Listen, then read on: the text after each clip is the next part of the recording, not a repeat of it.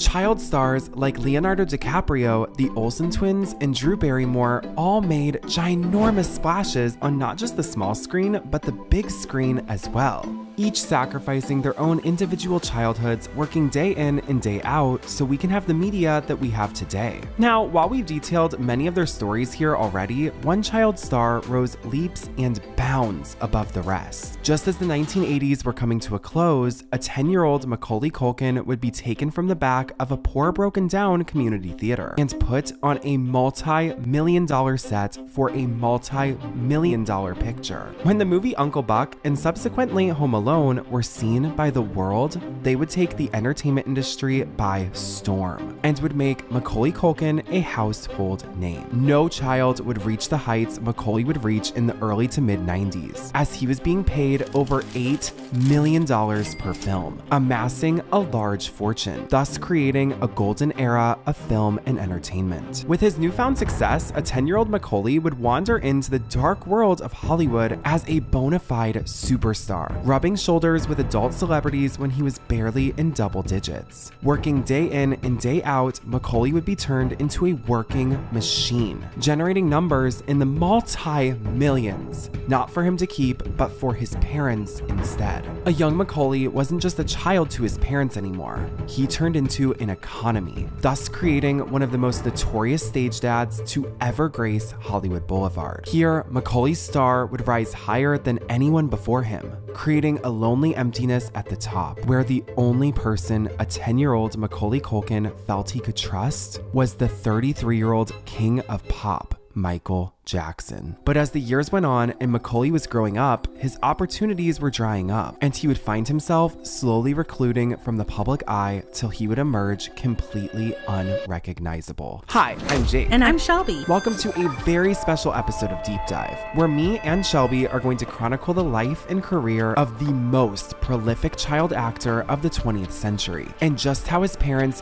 used him for every cent he was worth. Then we're gonna dive deep into the aftermath of his fame, where he disappeared to, and the life he was able to salvage from the ruins his family left him in. The story of Macaulay Culkin is a tragic one, filled with overworked children, exploitative parents, and some of the biggest celebrities on the planet. So grab a snack and a life vest, because this submarine is going deeper than we've ever gone before, as me and Shelby explore the life and career of Macaulay Culkin.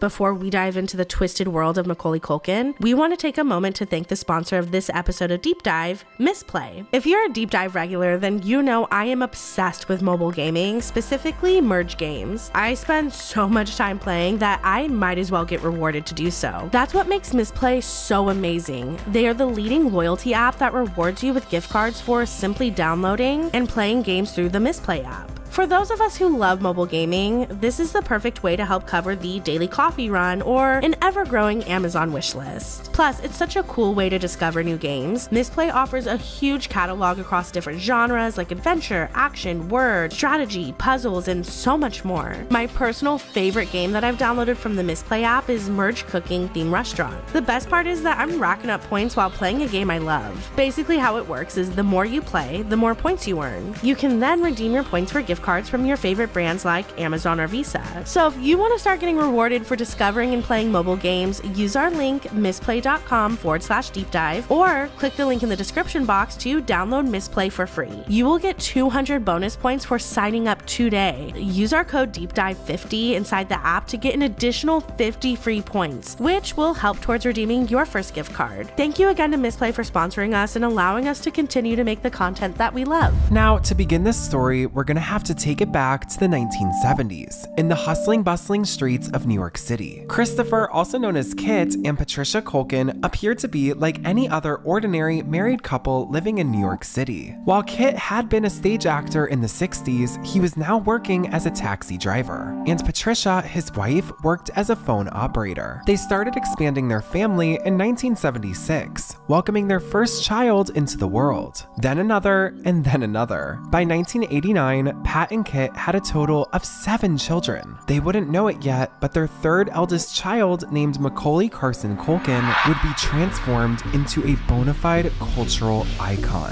The Culkin family may have been living in the most expensive city in America, and with 7 kids to feed, it was really rough on them financially. Kit would land a job as a stage manager for a local Catholic church in the Upper East Side. The new job didn't pay very well, but at the very least, it meant the kids could go to school at the church for free. The entire Culkin family lived in a nearby railroad-style apartment. It was basically just a long hallway. There were no separating doors and had such little space that 5 kids would share one bunk bed, with Kit and Patricia working day in and day out just to make ends barely meet. A woman who lived in the same apartment building worked as a stage manager at Ensemble Studio Theater. At the time, she was working on an off-Broadway play, and they were in need of a child around the age of 6. She remembered the large Culkin family living in her building, and figured one of those kids could be perfect for the role. Kit Culkin, as a former stage actor, had always encouraged his kids to act. So when the neighbor actually approached him asking if one of his kids would like to audition, it was an immediate yes. Macaulay was the Culkin child who fit the description of the role absolutely perfectly, and was cast after meeting with Billy Hopkins, the casting director. Billy remembered those humble beginnings, stating in an interview that the Culkin family were so poor, he had to use his own personal money to get Macaulay to and from rehearsals. He also recalled how Macaulay would climb under the bleachers at the theater, looking for change that may have fallen out of people's pockets. No one could have predicted at the time that this little off-Broadway play would be the beginning of the most prolific child acting career in modern Hollywood, as they had discovered who would soon be the most famous child on the face of the planet. In 1987, Macaulay made his debut on the New York stage in the demented domestic comedy After School Special. A young Macaulay Culkin would completely steal the show, as the audience was completely blown away watching this cute, charismatic 6-year-old with perfect comedic timing. But it was the critics and the audience for the New York Post and the New York Times who would launch Macaulay into the national spotlight when they praised his performance in the papers. This was the first ever chatter to form around a young Macaulay Culkin, and it would prove to be instrumental in his career. Macaulay was now on the radar of casting directors across the country. Because of all the buzz, both of his parents took the leap and completely quit both of their jobs to become his manager. This way, they could get a piece of the financial action, as well as scraping percentages off of their own child's earnings, and even using his jobs to completely support their entire family. The adult burden his parents had once carried with them was now being projected onto a little Macaulay Culkin, and it didn't take long before the roles started pouring in. In 1988, Macaulay was in an episode of The Equalizer. Then he had his film debut in Rocket Gibraltar. But it was in 1989 when his career would really start to take off. Macaulay was cast in a movie titled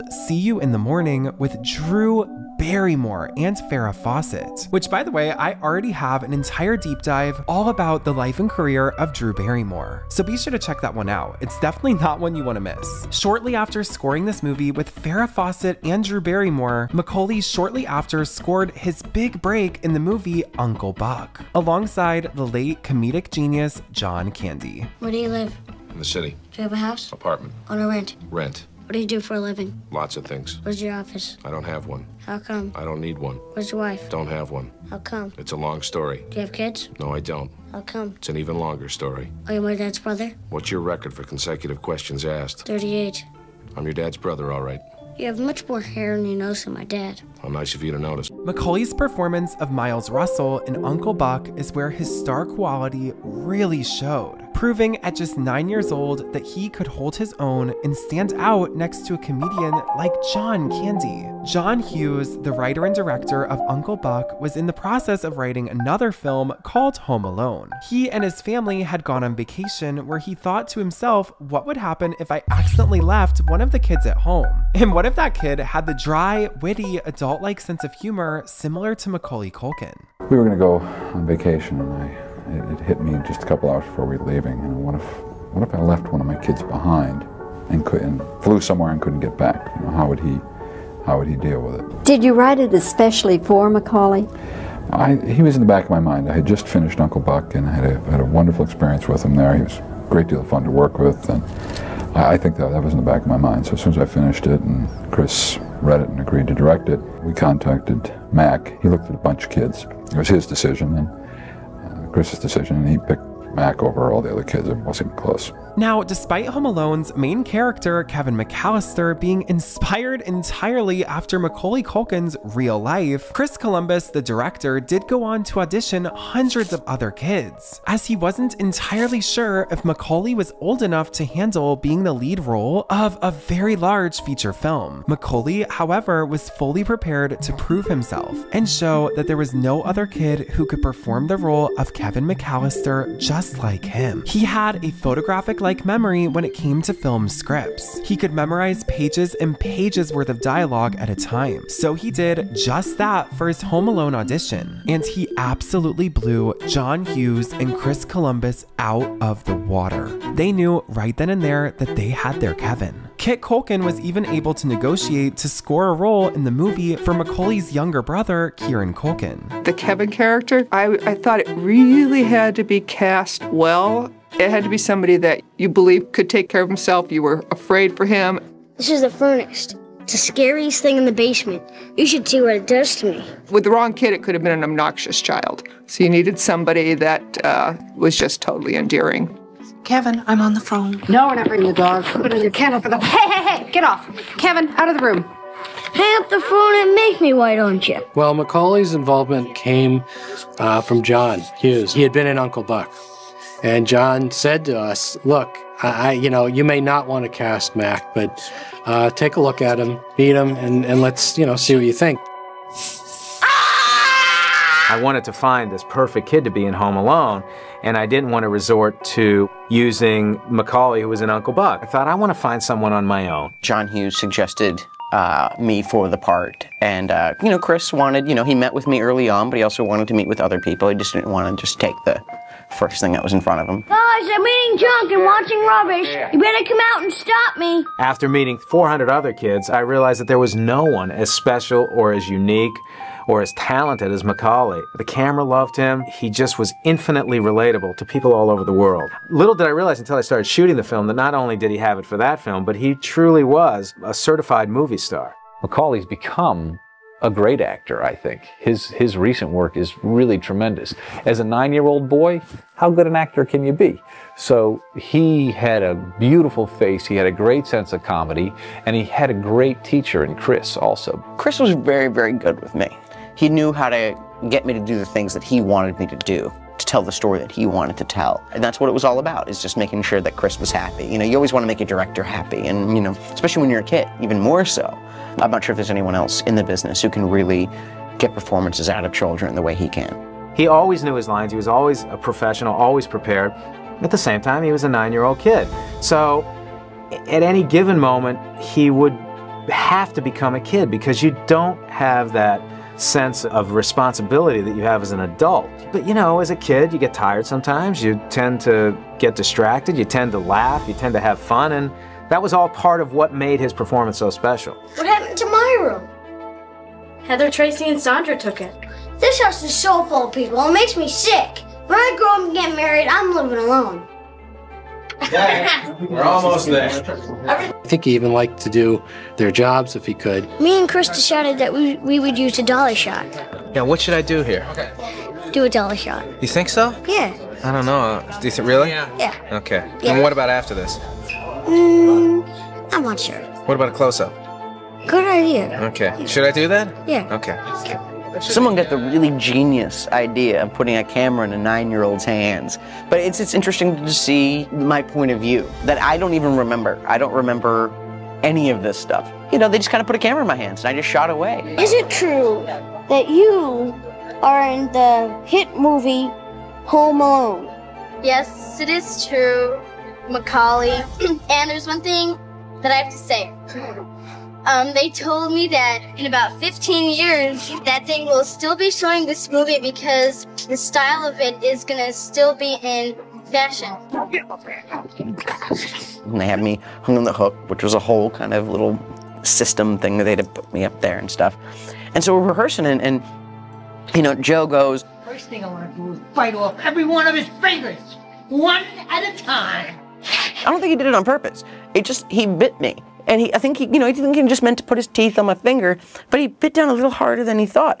And I have a little Joe Pesci tooth mark scar right here on my finger. Home Alone would be released to domestic box offices in the United States on November 16th, 1990, and the film was an instant hit, becoming the most successful comedy ever made for the time, grossing $476.7 million worldwide. Home Alone became the third most successful movie of all time, just after Star Wars and E.T., and is still the third most successful movie to this very day, and is still considered the Christmas classic. Overnight, Macaulay Culkin's face would become a pop culture icon, being transformed into the most recognizable face of the 1990s and young Hollywood, period. His celebrity would be immediately catapulted further than any child before him, as Macaulay had become more than a celebrity. He had become an icon. How does it feel to have the #1 movie in the country?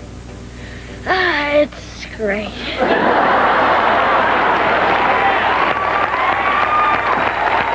You're a hot property at the moment, aren't you?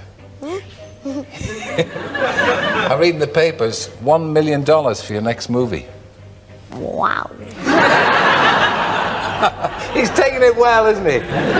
You're taking it well. Now, you'd accept that move. What would you do with all that money? $1 million. Buy myself a license. And then... A license to what? To drive. Oh, to drive, yeah. Yeah. And say I'm a midget and I'm 21. Yeah. And I buy myself a Porsche, you know. Yeah. Yeah. It's a lot of money. I mean, do you get to see any of the money that you've been making?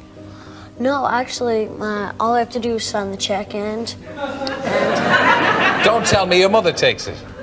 no, my mom takes it to the bank. Oh, does she? That's what she tells you. Yeah. You hope. Yeah. As Macaulay was being catapulted into stardom, his childhood was simultaneously being ripped away from him. Little Mack was getting recognized absolutely everywhere and had virtually no privacy. If he wanted to go out to an arcade like most kids in the 90s, he would have to try and disguise himself, but most of the time that wouldn't even work. So he would sadly end up locking himself away at home, never socializing with his peers or making friends his own age. One time I wore a ski mask and I was walking down the street, you know.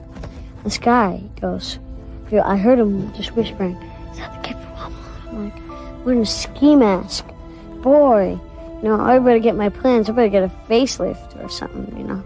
Now, Macaulay would have a highly criticized friendship with a mega superstar who also connected with the isolation brought on by childhood fame. The King of Pop, aka Michael Jackson, watched Home Alone, loved the movie, and asked one of his employees to call up the Culkin family to invite them to Neverland Ranch. And then 26-year-old Michael and 11-year-old Macaulay would become instant best friends. Mack and his brother Kieran would spend their days playing at the Neverland Ranch, and Michael would even take them out on vacations. But knowing Macaulay Culkin, he made sure, he schemed on me. He told me to go up on the diving board, and I went up there like a nut. No! I'll kill you! I will kill you, Mack! Mack, I'm going to annihilate you. I was a peerless person. You know, I was like, yeah, like nobody else in my Catholic school even had like this much idea of what I was going through. You know, or what, and like he was the kind of person who'd like, yeah, been through the exact same freaking thing and wanted to make sure that like I wasn't alone in that kind of. No, please! Mack is the most reckless driver. Oh my God. You almost killed me.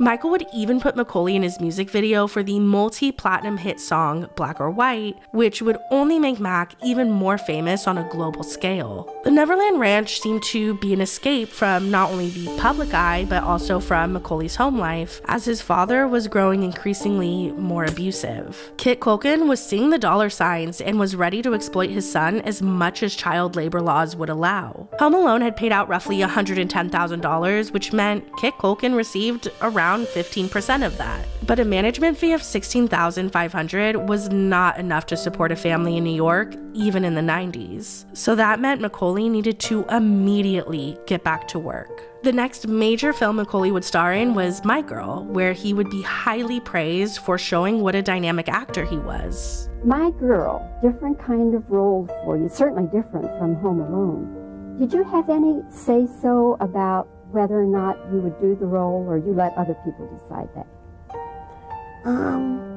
Well, I have a little bit, but it's mostly up to my mom and dad. But when you found out about the movie and the role you'd play and everything, you said, okay, or? Yeah, why not?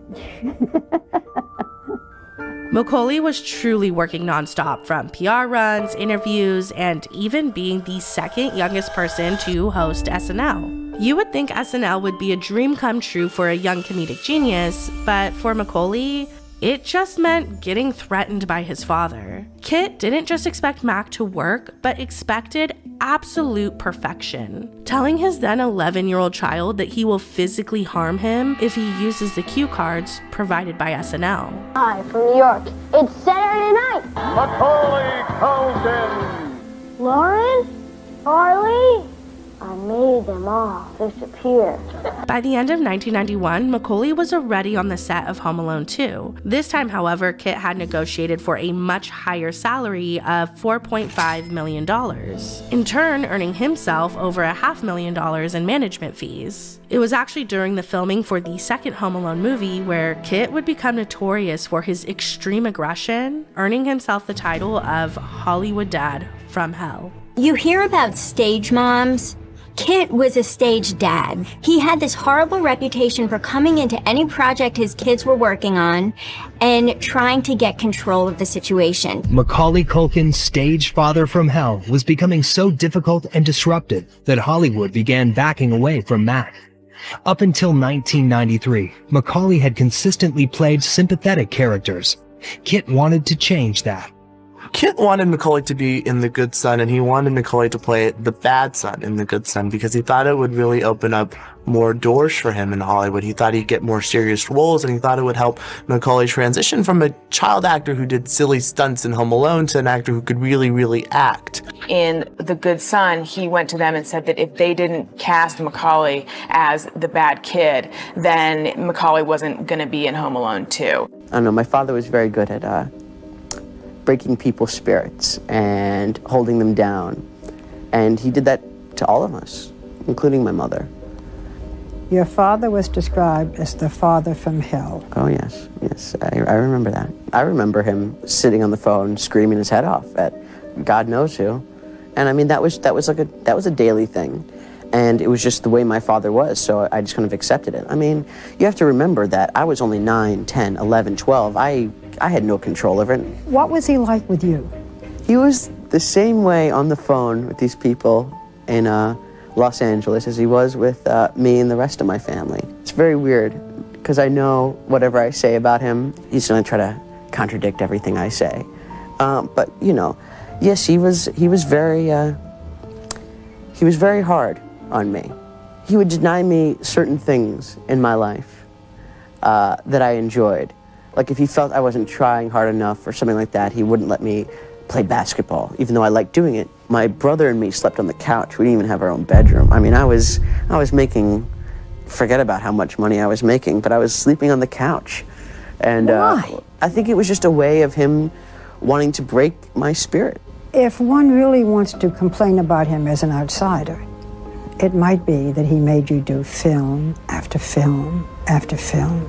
I mean, I had no say. I've done 14 films. I've never read one of the scripts, not one of them. And I had a basic idea of what it was about, but I wouldn't actually know what it was until I'd actually go to the premiere and I'd see it. Macaulay was exhausted. He wanted nothing more than to take a break and go to school like a normal kid. He approached his father pleading for at least a year off, and during that conversation, Kit seemed to surprisingly agree. However, that was very short-lived as the Dadager's greed got in the way. It wasn't long before Kit came home with another script to memorize, and Mack would just completely shut down to get through the next 2 years with no breaks in sight. He played in role after role such as The Good Son, The Nutcracker, and 1994's Richie Rich, becoming not just the highest paid child actor in history, but one of the highest paid actors, period, for the time. Macaulay was paid $8 million for Richie Rich alone, which would actually end up being his final movie as a child.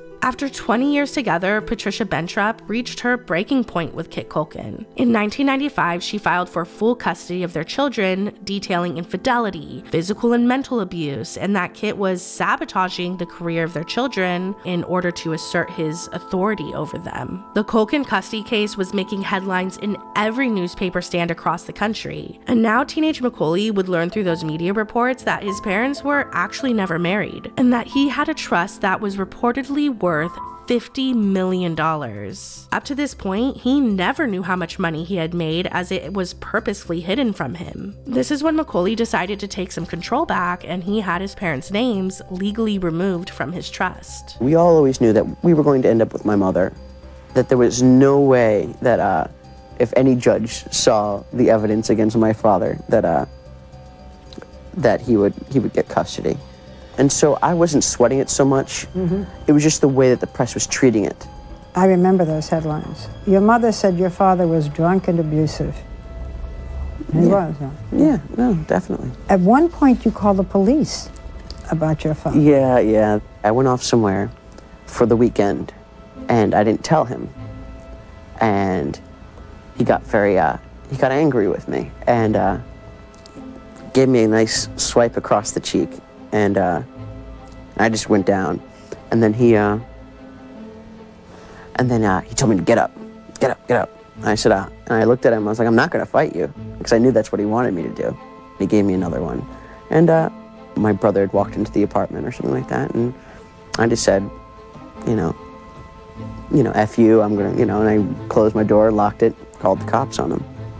That I just wanted him to know that I wasn't going to let him get away with those kind of things anymore. The highly publicized trial would go on for 2 years, and in that time, Macaulay would retreat from acting, finally getting the break he desperately needed. It was very clear that Kit did not care about having custody of his children. He was just fighting to retain his role of manager, the role that had earned him and Patricia an estimated $7.5 million by this point. Now, on the final day of the trial, Kit knew he had absolutely no chance of winning. So he packed up his belongings, skipped town, abandoning his family, was a no-show at the trial, and to this very day has never spoken a word to Macaulay.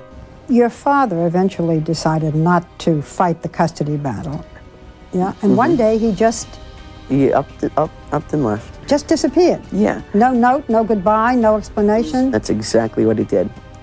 Actually the day of the trial. And he just didn't show up, and that was it. It was over. Have you heard from him in 6 years? Birthdays, Christmas? No, not at all. With Kit Culkin gone for good, Macaulay was finally able to have full control over his life. He decided to completely vanish from the limelight and search for some normalcy, telling his mother and his various managers that he wants to go to school and that he has no plans to ever act again. And he instructed them to never bring up acting to him. Macaulay would then enroll himself in high school, where he would attend the Professional Children's School in New York. Now, Macaulay would later detail in many interviews that he actually only attended school to feel like a normal kid and finally make some friends. See, the entertainment industry is a very lonely one, especially when you start out at such a young age and immediately surpass all your peers. As it's often said in Hollywood, it's very lonely at the top, and Macaulay had made it there and then some. At 14 years old, most kids are in high school, maybe or maybe not planning for their future and what career they're going to go into as an adult. But at only 14 years old, Macaulay Culkin was already retired, thus pretty much killing off any relations that he would have to any of his peers. He was the highest paid child actor ever, reportedly making $8 million per film at his peak. And then at age 14, he seemed to have dropped off the face of the earth. Why did he abandon his career? What happened to Macaulay Culkin? You stopped working as an actor 6 years ago. Yeah. What have you been doing for 6 years? Well, I decided to go to school. It was starting out high school. So I decided to tell my mother, tell my representatives, tell everybody that I don't want to do this anymore. I want to go to school, I want to make friends. I want to do my thing. So don't even bring up movies. Don't bring up acting. Don't bring up anything, because that's not who I am and that's not what I want to be. I told them to call it retirement, call it whatever they wanted. I just said I would never wanted to do it again, and so don't even bring it up. At school, Macaulay would meet Rachel Miner, a soap star who acted on the television soap opera Gilding Light. Immediately, the two would form a strong bond. Macaulay had finally found someone he could connect with on a deeper level, who understood what it was like being a young actor. They would actually begin dating, quickly falling in love, but being that they were teenagers, the relationship wasn't always healthy. After Rachel had broken up with Macaulay for the third time, he proposed marriage. At only 17 years old, Macaulay Culkin would tie the knot with Rachel in a very private ceremony. This is when the public began to speculate that Macaulay was falling down the typical child star path. A lot of people, I think, feel because you were a child star that you have spent the last 6 years battling drugs and alcohol and spending all your money. You know, the cliche story. Oh, absolutely, absolutely. I remember I got a call from my lawyer, Ken Weiner, of one day, and he called me up and he said, oh, hey, Mac, you there? And I'm like, yeah, it's me. And he goes, oh, so you're still alive? And I go, yeah, I'm still alive. Why? He's like, well, CNN just called me and they got an unconfirmed report of you dying of a drug overdose. And I go, oh, well, thank you very much. No, I'm still around. I always kind of felt that it was almost expected of me in a way, and I think that's kind of why I stayed away from it. You never did drugs? Experiment, but nothing serious. Could you keep the money you made? Yes, I did. You did? Actually, both my parents are smart enough to put most of it, about 90% of my money, into a guarded account that even I couldn't touch until I turned 18. And so when I turned 18, I kind of found out how much was built up in there, because they never told me how much I made or how much I had built up. You don't have to work for the money then. Oh, no, it was never about that. I mean, I knew, when I was trying to figure out what I was going to do with the rest of my life, that I could sit around and watch TV all day, and my kids would still go to college, and I'd still be able to live comfortably. But it wasn't about that. Rumors began to swirl, claiming that Macaulay must be on hard drugs or that Rachel Miner was pregnant, neither of which were true. Just months after getting married and trying to remain out of the spotlight, the Culkin name would yet again be all over the tabloids, this time for a tragic fire that claimed the lives of 4 people. In 1998, Macaulay Culkin's mom, Patricia Bentrup's skyrise apartment on the Upper West Side would catch on fire due to the apartment's heater short-circuiting. Patricia would evacuate herself and the 6 children that lived with her after calling the police. When fleeing, the fire door was left open, resulting in what investigators called a blowtorch effect, causing the fire to spread very rapidly. This led to many lawsuits. Patricia was being sued for $80 million, stating that her leaving the door open caused wrongful death and property damage. Patricia, in turn, was suing the building's owners and the heater's manufacturing company as the fire started with a faulty heater. Even Macaulay Culkin, who no longer lived with his mother and was not there during the fire, was being sued by the insurance company, who wanted him to pay for the insurance payouts to various people who were injured in the fire. While the outcome of all the lawsuits is unclear, the suit against Macaulay appears to have been dismissed. At 17, headlines again. Hey, Macaulay. You got married. Yes, I did. To another 17-year-old, a very fine actress named Rachel Miner. Yes. And people said, 17? Listen, we were in love.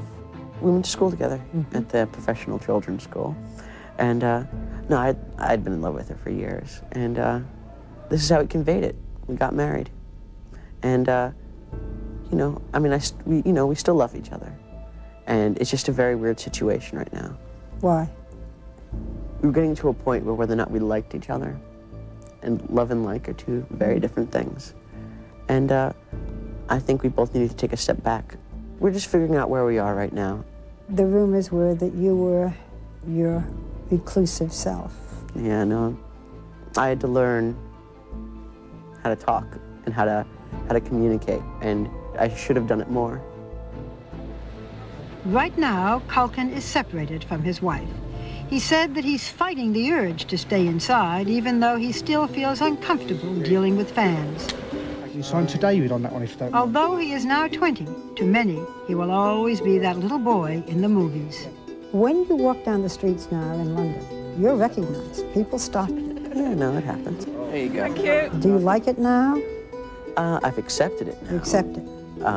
But, you know, I'm not sure if I necessarily like it. Now, just after 2 years of marriage, the young couple would officially separate, then later on file for divorce. In an interview, Macaulay said the separation was very amicable and that they were still best friends, acknowledging that his communication skills weren't the greatest. Macaulay was now 20 years old and had taken a 6-year hiatus from acting. On his own terms, he decided he would dip his toe back into the acting world. However, instead of jumping right back into movies, he went back to how his career originally started, the theater. He played a lead character named Carl in the London hit play Madame Melville. Doing a play in London was a great way to return to acting without all the commotion that normally surrounds Macaulay in the US. It was much more under the radar and, most importantly, away from the United States press. I thought I was a homo alone, but I'm not. It's my first guest. It's Macaulay Culkin!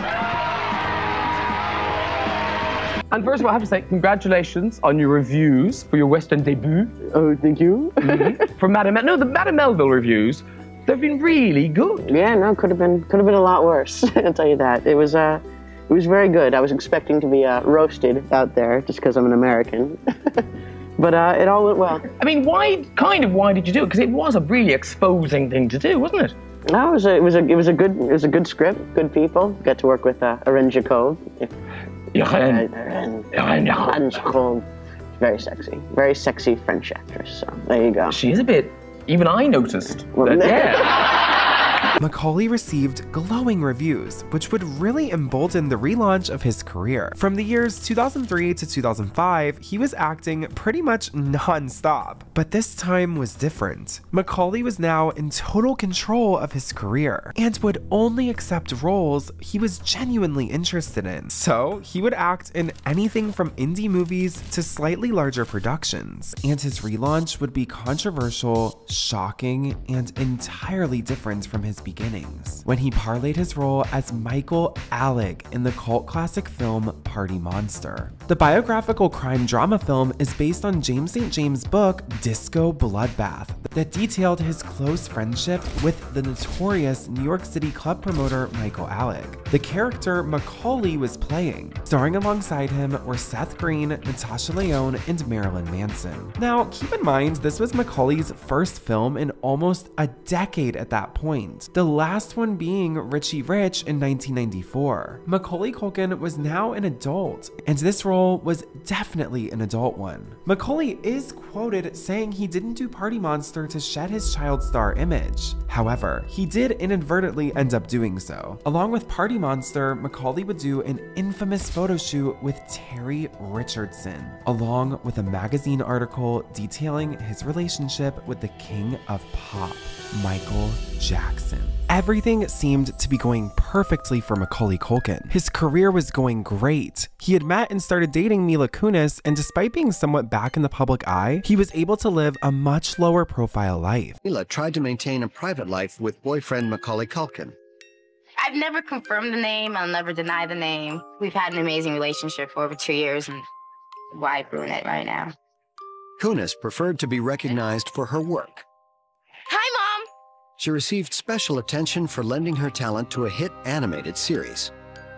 My boyfriend, I truly believe, only started dating me because I did the voice of Family Guy. Well, that would all change in 2005 when Macaulay's name would become associated with the highly publicized Michael Jackson trial. Now, Michael Jackson had been charged with several counts of abusing and serving alcohol to minors. During the trial, Philip Lamarck, a man who used to cook late-night snacks for the King of Pop, told jurors that in 1991 at around 3 a.m., he walked into the arcade at the massive Neverland Ranch to deliver French fries to Michael Jackson. Upon walking in, he stated that he witnessed Michael groping Macaulay, who would have been around 11 years old at the time. Philip Lamarck's motives for testifying were called into question as he did meet with a broker to sell the story for an estimated $100,000 and was told by the broker that the story could sell for even more if it was, quote, dirtier. On the stand, Philip said he was tempted by the money, but ultimately decided to not sell the story. This testimony was explosive. Macaulay was now all over the headlines, and every major network wanted to score an interview with him to get his side of the Michael Jackson story, and the cook's account of what allegedly happened that fateful night at 3 a.m.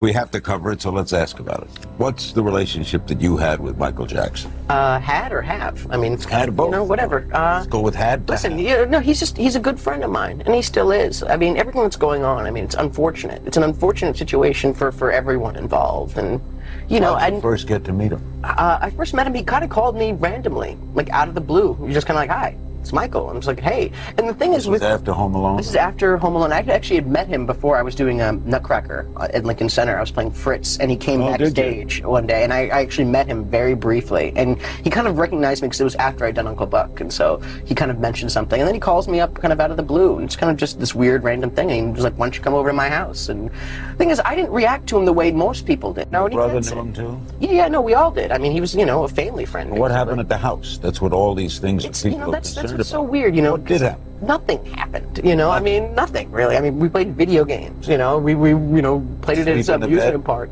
Well, the thing is with that whole thing is that, you know, they go, "Oh, you slept in the same bedroom as him." It's like, I don't think you understand. Michael Jackson's bedroom is 2 stories, and it has like 3 bathrooms and this and that. So when I slept in his bedroom, yeah, but you have to understand the whole scenario. Why do you think he likes young people? It's because it's the same reason why he liked me, was the fact that I didn't care who he was. That was the thing. I talked to him like he was a normal human being. It's a little crazy, and I kind of have taken a step back from the whole thing because it is a bit of a circus. And you know, if the same thing was happening to me, I wouldn't want to drag him into it, and vice versa. So I try my best to keep a distance from it, but like I said, he's still a friend of mine. A character witness, would you appear? I guess so, but I'd probably not. I mean, like I said, it's crazy, and I don't really want to be a part of it, you know? But you like him. I like him, and he's a friend of mine. I'm not saying I wouldn't do something like that. It just hasn't been brought up to me, and I don't think he'd want me to either. Just because, like I said, you know, if the same thing was happening to me, I wouldn't want him to be. What reaction has happened to you from all of this? What do you mean? I mean, people. Do people inquire of you a lot about it?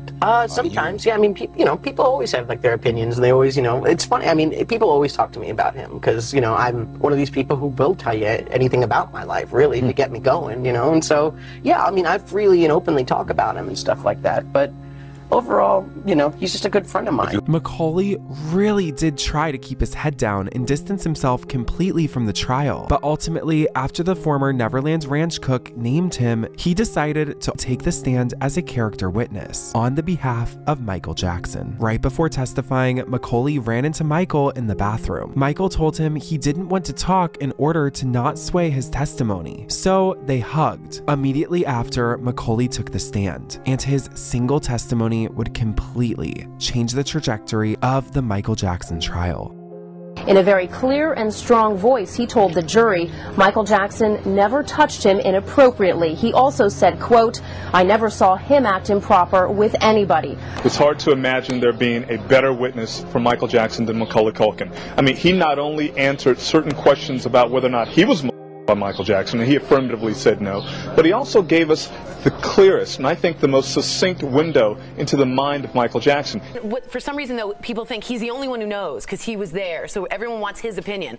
In my head, there is no way, again, I'm speculating, there's no way Michael Jackson would have touched or done anything to Macaulay Culkin because he was the most famous person on earth at that time. I mean, one of them. I think he used him as a beard or a hide to say, look, I have children friends and I do nothing with them. 1 month later, in June of 2005, Michael Jackson was acquitted on all counts. Now, after Macaulay took the stand and the trial concluded, the media circus surrounding him died down significantly. So much so, in fact, that he would actually really struggle to get work. telling Time magazine he didn't know where he fit into Hollywood anymore, and that he was actually considering an alternate career in sports management, saying, quote, "I don't know what people want from me. I am the most out of work actor I know. In the last 2 years, I've basically taken meetings for a living." The aftermath of the trial and his now struggling career were the first signs of some of Macaulay Culkin's darkest and most secretive years. He would completely reclude from the public eye, occasionally appearing to release a project. Once, it was a semi-autobiographical stream of consciousness novel titled Junior. He hoped the book would not make people think he is, quote, crazy, because he said he was not, stating that he led a very isolated existence since he was only 6 years old, and his novel was a therapeutic way for him to come to terms with mega childhood stardom, as well as the abuses he experienced at the hands of his father, Kit Culkin. Now, for the next few years, Macaulay would live nearly entirely underground, still getting little to no work and dating his girlfriend Mila Kunis. However, all of his struggles came to a head in 2011, when Mila Kunis and Macaulay Culkin would break up after almost an entire decade together. Now, their relationship had always been extremely private, but Mila did open up vaguely about the breakup on Dax Shepard's podcast, saying what she did and how she ended things with Macaulay was really effed up, and that she will admit she was an a-hole in her 20s. What happened between Mila and Macaulay will probably always remain a mystery. Now, the 2000s had brought Macaulay Culkin nothing but lawsuits, court cases, and human suffering. And in 2012, the effects of all of this would unfortunately begin to show. Roughly 1 year after the breakup, tabloids were sent aflame with photos of Macaulay where he was described as, quote, gaunt. And the stories alleged he was addicted to various heavy substances. Finally, poor Macaulay Culkin has been smeared once more, this time for having a $6,000 a month drug addiction. His supposed close friends have told media he is dying due to a heroin and oxygen addiction. His reps say he is in perfect health, but the tabloids say he has 6 months left to live. Macaulay Culkin's shocking photos. After Entertainment Tonight posted photos of the former Home Alone star looking, quote, extremely thin and scruffy under the headline, Macaulay Culkin's gaunt photo, a rep for the star has fired back. The 31-year-old's publicist released a statement saying, quote, Macaulay Culkin is in perfectly good health. For Entertainment Tonight or any other media to speculate otherwise is reckless, irresponsible, and destructive. According to People.com, after Macaulay's pics made headlines this week, he skipped out on his monthly DJ gig in New York City's West Village on Thursday night. Instead, Culkin dropped off his iPod for clubgoers to listen to and encouraged people to bring canned goods to the lounge for a food drive he's heading up. Years later, Macaulay was asked if people were right to be worried about those photos and his mental state at the time. Macaulay responded with, not necessarily. I was not pounding $6 grand worth of every month or whatever. But he was, however, upset at the tabloids publishing the story under the guise of concern, stating he may perhaps one day tell the story of what was going on during those dark times. But for now, all we know is the mere morsels of information that has been let out to the public, whether by Macaulay or against his wishes entirely. Since then, Macaulay's life has completely changed. He returned to acting and would meet the love of his life and iconic Disney Channel star Brenda Song on the set of Changeland. To the majority of the world's population, it appeared as though Macaulay Culkin had it all, becoming a bona fide movie star and icon of the cinema at only 10 years old, and befriending some of Hollywood's most influential celebrities. Who wouldn't envy Macaulay? But behind that shiny, hardworking, positive exterior was a dark void that Macaulay was tirelessly trying to keep hidden, and a family that only valued him for his money. After recluding for decades, it seems as though Macaulay has finally escaped his father's micromanaging grip and has turned over a new leaf in the form of his relationship with Disney Channel queen and icon Brenda Song. Are you familiar with the gear shift? You mean the Prindle?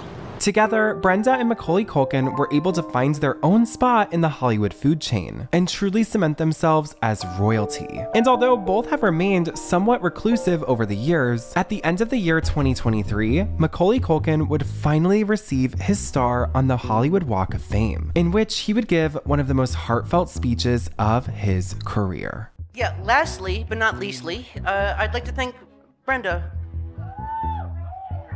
You are absolutely everything. You're my champion. You're the only person happier for me today than I am. You're not only the best woman I've ever known, you're the best person I've ever known. You've given me just all my purpose. You've given me family, you know, and after the birth of our 2 boys, you become one of my 3 favorite people. You're somewhere in there. I love you. I love you so much. Merry Christmas, you filthy animals. Dude, we're done.